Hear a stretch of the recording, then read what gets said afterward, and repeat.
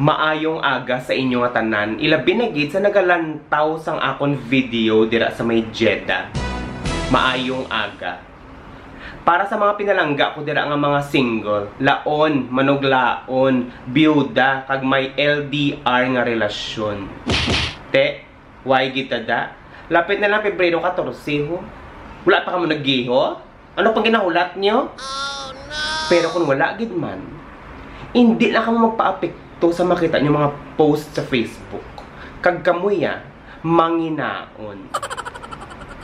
Subong adlaw mga day, may ara kita sa pamangkot nga akon sabton. Ini siya nga pamangkot naghalin sa kay Stitchy Adi. Gusto niya ipatamyaw ang mga taga Recreo Elementary School. Ang iya pamangkot amo ni. Nga abala day may mga tao gidya nga daw wala na lipay kag hisaon sa kauswagan sang iban. Di bala realidad. Nagakatabo ina sa aton. Simple lang ang sabat sinaday. Kay man, may ara ikaw nga gusto nila kag wala sila. May ara sila sang handom nga nalabot na nimuya. Sa lipot nga tinaga, may ara ka, sila wala. Gani, sa mga tao dira nga ginahisaan, ginachismis, ginalibak, ginapatupatuan sa mga kun ano-ano nga mga istorya, ginapakalain sang ilang nga mga tupad balay. Nugay ka mo hambal nga tani mapatay siya. Bawnong kagid. Malain ina nga pamatasan na ano mga kamuya.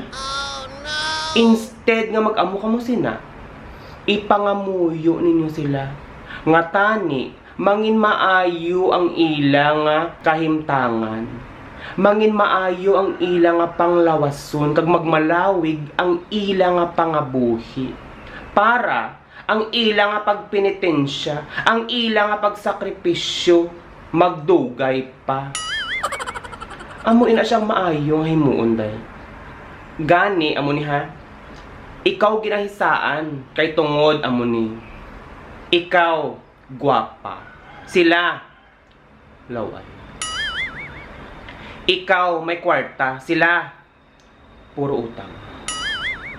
Ikaw may nobyo, sila wala gid. Siyempre malain batasan.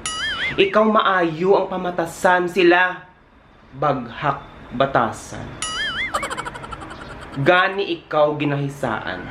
Kay man, ikaw may ara, sila perme kulang. Ikaw maayo nga tawo, sila kulang-kulang.